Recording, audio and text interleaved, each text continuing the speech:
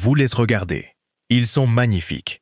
Des corps sculptés, des muscles gonflés à l'extrême. Mais à l'intérieur, leur corps est en train de mourir. Lentement, silencieusement. De plus en plus de jeunes, dans le monde du bodybuilding, s'effondrent. Sans prévenir.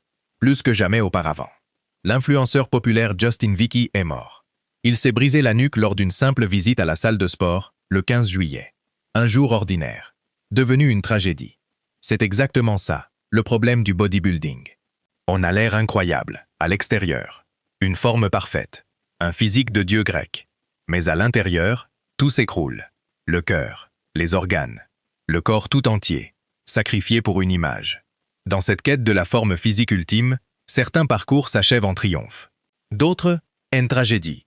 Cette histoire dévoile la vie d'icônes du bodybuilding. Des hommes et des femmes dont la poursuite acharnée de la perfection s'est arrêtée bien trop tôt. Leur héritage, un mélange de fascination et d'avertissement. Numéro 1. La chute du jeune titan. Dallas McCarver. Un phénomène américain du bodybuilding. Il a gravi les échelons à une vitesse fulgurante. Physique impressionnant. Dévouement sans limite. Né en 1991, Dallas incarnait un potentiel immense. Il collectionnait les titres. Il conquérait les cœurs. Tout semblait lui sourire. Mais son parcours s'est arrêté net en 2017. Il n'avait que 26 ans. Un accident tragique. Il s'est étouffé avec de la nourriture. Chez lui, seul. Personne pour l'aider. Les enquêtes ont révélé bien plus que cela. Des problèmes de santé cachés, invisibles de l'extérieur.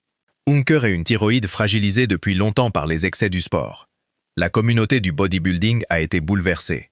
La mort de Dallas est devenue un avertissement pour tous. La frontière est mince entre repousser ses limites et détruire sa santé pour toujours. Son héritage perdure. Pas seulement comme une success story, mais comme une mise en garde vivante. Numéro 2. Le prix de la gloire et des muscles. Rich Piana. Un nom devenu synonyme de bodybuilding lui-même. Il vivait sous les projecteurs, en permanence. Des millions de personnes suivaient chaque étape de la construction de son physique colossal. Né en 1971, il était bien plus qu'un simple bodybuilder. Showman. Entrepreneur. Mentor pour beaucoup de jeunes athlètes. Mais il parlait ouvertement de quelque chose que d'autres cachent soigneusement. Les stéroïdes anabolisants. Les extrêmes nécessaires pour maintenir une telle masse musculaire. En août 2017, à 46 ans, son corps a fini par lâcher. Il s'est effondré chez lui, sans avertissement. 2 semaines dans le coma. Puis, le silence total. L'autopsie a été sans appel. Des années d'usage intensif de stéroïdes. Un véritable cocktail de substances diverses. La mort de Rich Piana a déclenché un débat qui résonne encore aujourd'hui, dans toute l'industrie. Son héritage, un rappel brutal du vrai prix de la perfection physique. Numéro 3. Un géant réduit au silence. Nasser El-Sombati. On l'appelait le professeur. Un esprit analytique caché sous des montagnes de muscles. Né en 1965, il a dominé la scène internationale pendant des années. Toujours parmi les meilleurs à Mister Olympia, tout au long des années 90. Son physique, massif et esthétique à la fois, une combinaison rare. Ses fans, une véritable légion, à travers le monde entier. Mais cette taille phénoménale avait un prix caché. En 2013, à 47 ans, Nasser s'est endormi, comme chaque soir. Et il ne s'est jamais réveillé. La cause, insuffisance cardiaque et rénale combinée. Un géant, réduit au silence pour toujours. Sa mort a ouvert les yeux de beaucoup de jeunes athlètes. Un danger resté invisible jusque-là, tapi dans l'ombre. Numéro 4. Le sacrifice ultime pour un corps sculpté. Andreas Münzer. Un nom associé à l'extrême absolu. À une définition musculaire que peu d'athlètes ont jamais atteinte. Né en 1964, cet athlète autrichien est devenu la référence absolue de sa génération. Son régime alimentaire, brutal. Sans le moindre compromis. Sa musculature, pratiquement dépourvue de la moindre trace d'eau sous la peau. Un standard qui impressionne encore aujourd'hui, des décennies plus tard. Mais ce chemin extrême a exigé un tribut terrible. En 1996, à seulement 31 ans, son corps a définitivement cédé, à bout de force. Défaillance multiviscérale. Conséquence directe de régimes extrêmes et de substances dopantes cumulées. Sa mort a secoué toute la communauté du bodybuilding mondial. L'histoire d'Andreas Münzer reste un avertissement puissant. La santé avant l'esthétique. Toujours. Sans exception. Numéro 5. Une vie brisée par l'ambition. Dan Pocket. Un début prometteur. Une fin bien trop précoce. Né en 1985, Dan était considéré comme un talent d'exception, promis à un grand avenir. Son physique montrait déjà les signes d'une grandeur future, presque évidente. Mais l'ambition, combinée à la pression constante, forme un mélange terriblement dangereux. En 2007, à seulement 22 ans, la nouvelle a choqué toute la communauté du bodybuilding. Insuffisance cardiaque, liée directement à l'usage de stéroïdes anabolisants et d'autres substances dopantes. L'histoire de Dan Pocket reste une leçon amère pour tous. L'enjeu caché derrière le corps soi-disant parfait. Numéro 6. Le poids de la grandeur. Luke Sandoe. Un bodybuilder britannique, respecté de tous. Reconnu pour sa force impressionnante. Reconnu pour un physique d'une esthétique irréprochable. Né en 1989, Luke s'est imposé à une vitesse fulgurante sur la scène mondiale. Respect. Talent. Beauté musculaire pure et naturelle.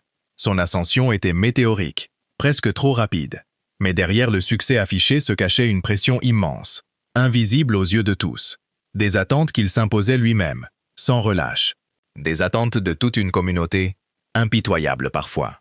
En 2020, à seulement 30 ans, son parcours s'est arrêté brutalement, sans prévenir. Insuffisance cardiaque. Mais il y avait bien plus derrière ce diagnostic. Une santé mentale longtemps ignorée, mise de côté. Luke luttait en silence contre des démons intérieurs. Un combat souvent invisible pour les personnalités publiques exposées. Son histoire a changé le débat, définitivement. La santé mentale mérite la même attention que la santé physique. Exactement la même. Numéro 7. Des problèmes cardiaques au pays des géants. Mike Matarazzo. Un physique imposant, presque intimidant. Une présence encore plus imposante sur scène. Né en 1965, il est passé de la boxe au bodybuilding, devenant rapidement l'une des figures les plus aimées du sport. Sa présence sur scène était légendaire, inoubliable pour ceux qui l'ont vu. Ses fans l'adoraient sans réserve. Mais la quête incessante de taille et de définition a un prix élevé, très élevé. Après sa retraite du sport, il a affronté une longue série de graves problèmes cardiaques. Un combat aussi rude que n'importe quel concours qu'il ait jamais disputé. En 2014, à 48 ans, la communauté a perdu l'un de ses membres les plus appréciés et respectés. Sa mort a été un signal d'alarme pour toute l'industrie. Placer l'esthétique avant la santé a toujours un coût final. Numéro 8. La dure réalité de l'usage de stéroïdes.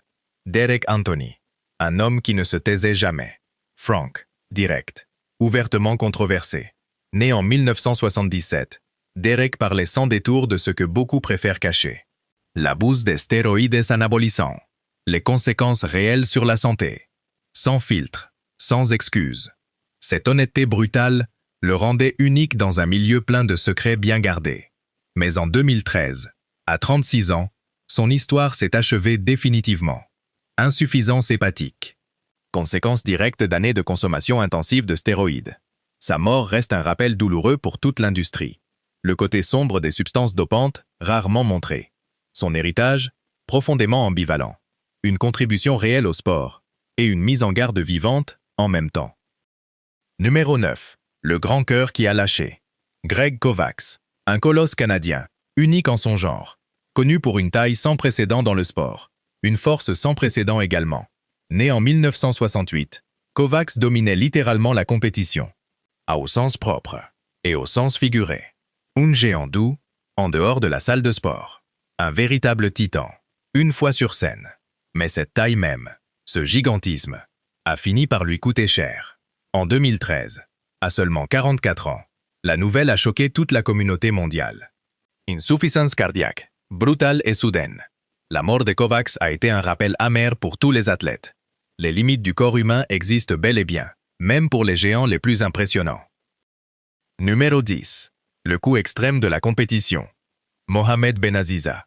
Pour ses fans, tout simplement, Momo. Une véritable force de la nature. Connu pour une éthique de travail hors du commun, presque inhumaine. Né en 1959, son physique compact et musclé défiait sans cesse des adversaires bien plus imposants que lui. Et il gagnait. Encore. Et encore. Son engagement envers le sport était sans égal, absolu. Mais c'est précisément cet engagement extrême qui a scellé son destin tragique. En 1992, après une saison de compétition particulièrement épuisante, Son corps a atteint ses limites absolues. Déshydratation sévère, diurétiques dangereux, une combinaison mortelle. À 33 ans, Momo n'était plus. Sa mort a choqué toute la scène internationale du bodybuilding. Un avertissement clair contre des pratiques dangereuses, que certains athlètes acceptent encore aujourd'hui pour atteindre la forme parfaite le jour J. Numéro 11, le meilleur que personne ne connaissait. Matt Mendenhall. On le surnommait le meilleur bodybuilder à ne jamais être devenu professionnel. Né en 1960, Mendenhall possédait un physique qui laissait de nombreux experts totalement sans voix. Symétrie parfaite, masse impressionnante. Esthétique rare, un ensemble exceptionnel pour son époque. Mais malgré son talent évident, malgré plusieurs tentatives sérieuses, la carte professionnelle lui a toujours échappé, injustement. Blessures répétées, revers de santé successifs, une série de coups du sort implacables. Sa carrière est restée une suite interminable de « et si ». En 2021, à 61 ans, son parcours a pris fin, discrètement, sans titres officiels à son nom, mais avec le respect profond de toute une communauté mondiale. L'histoire de Matt Mendenhall le prouve, encore aujourd'hui. Le succès ne se mesure pas seulement en trophées gagnés. Numéro 12. Le coup silencieux de l'obsession. Scott Wilson. Détermination sans faille, dévouement total. Et au final, un avertissement amer pour tous. Moins connu que d'autres légendes du sport, Wilson a consacré toute sa vie à la perfection physique absolue. Mais cette même détermination l'a entraîné, peu à peu, sur un chemin dangereux. Substances dopantes diverses, diurétiques puissants. Une pratique courante, mais mortelle, dans le milieu impitoyable de la compétition. Les effets à long terme ont progressivement détruit ses organes vitaux. En 2013, c'était la fin de son histoire. La nouvelle s'est répandue discrètement, presque en silence. Mais son message reste clair, aujourd'hui encore. La compétition ne doit jamais primer sur la santé. Jamais. Numéro 13. Une fin tragique au cœur d'une controverse. Chad Brothers. Son histoire a pris une tournure particulièrement sombre. Né en 1977, Brothers était connu pour son dévouement extrême, presque obsessionnel, envers le sport. Mais en 2011, à 34 ans, tout s'est effondré dans des circonstances bouleversantes et chaotiques.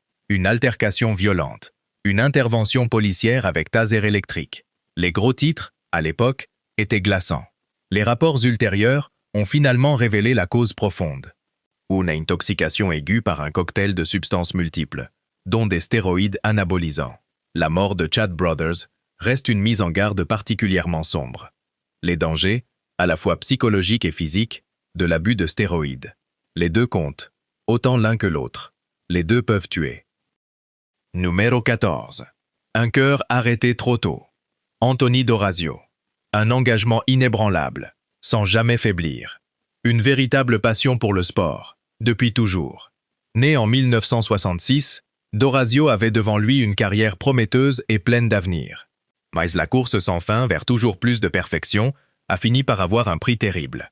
En 2006, à la veille même d'une compétition importante, à 44 ans, il a été frappé par une crise cardiaque fatale et soudaine. La communauté du bodybuilding a été profondément sous le choc. Les enquêtes qui ont suivi ont été particulièrement claires. Des années de consommation intensive de stéroïdes anabolisants, aggravées par une maladie cardiaque préexistante, jamais réellement traitée. Une combinaison réellement dangereuse. La mort de D'Orazio est un rappel poignant pour toute une génération. La santé doit toujours, absolument toujours, passer avant tout le reste. Numéro 15. Un avertissement ignoré. Une vie perdue. Ali Couney. Ambition démesurée. Passion dévorante. Et une vie arrêtée bien trop tôt. Beaucoup trop tôt. Né en 1991.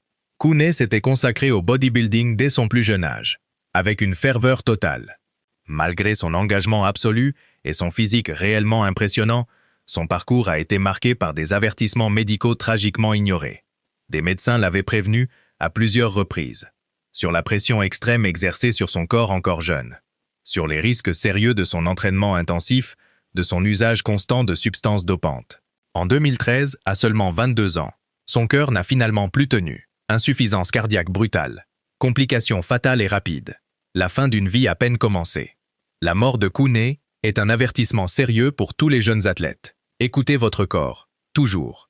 Écoutez les conseils médicaux, sans exception. Numéro 16. La masse qu'on ne peut pas maintenir. Art Atwood.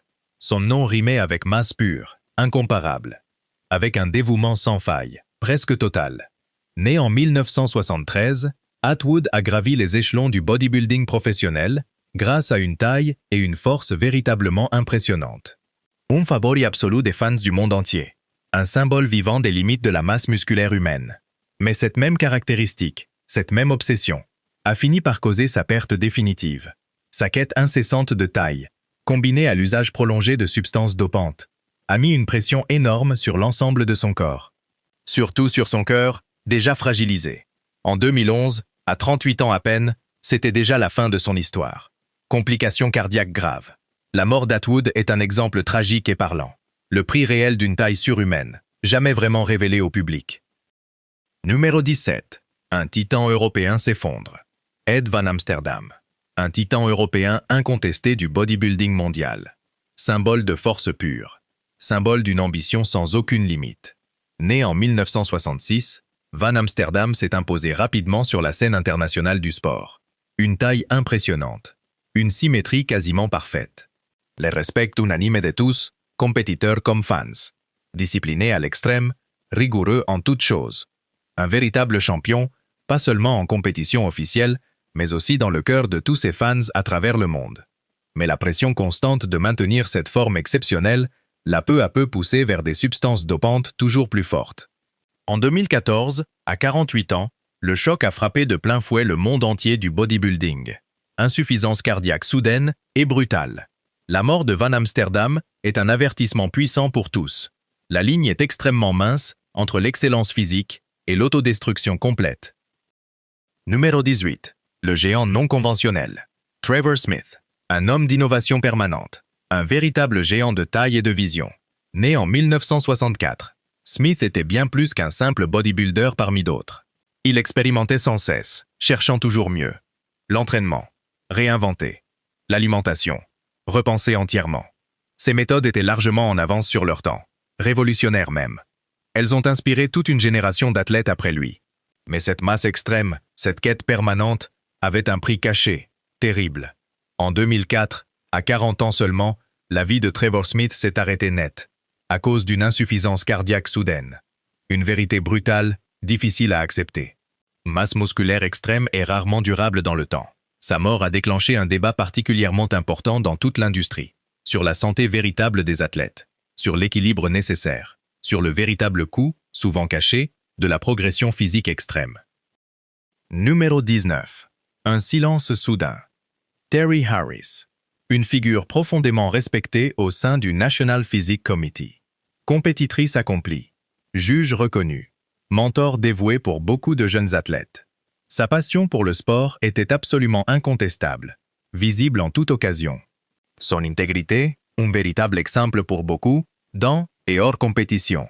Mais en 2013, la communauté tout entière a subi un coup dur et inattendu. Terry Harris est décédé subitement, dans son sommeil, sans aucun signe avant-coureur, à 50 ans seulement. La cause exacte de sa mort n'a jamais été rendue publique officiellement. Sa disparition soudaine a rappelé à tous une vérité essentielle. La vie est fragile, terriblement fragile, même pour les plus forts d'entre nous, physiquement comme mentalement. Numéro 20. L'héritage d'une légende.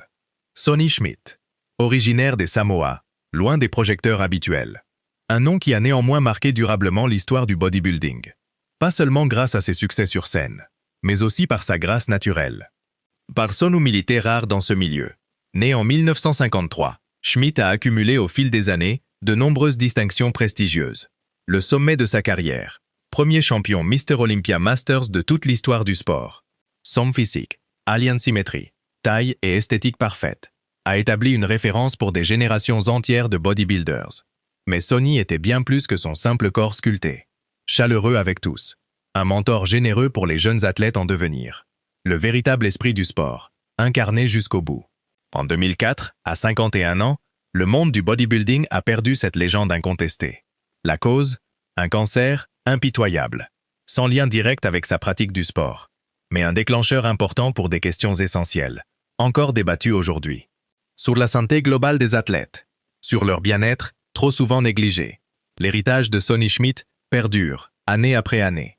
Pas seulement pour ses succès sportifs indéniables, mais surtout pour son humanité profonde, pour son respect envers chacun. Sa vie inspire encore aujourd'hui des bodybuilders à travers le monde entier, rappelant l'importance de l'excellence sans jamais sacrifier l'intégrité. Si vous voulez voir plus d'histoires comme celle-ci, abonnez-vous dès maintenant. Et laissez un like, ça ne vous coûte rien. Pour nous, ça change absolument tout.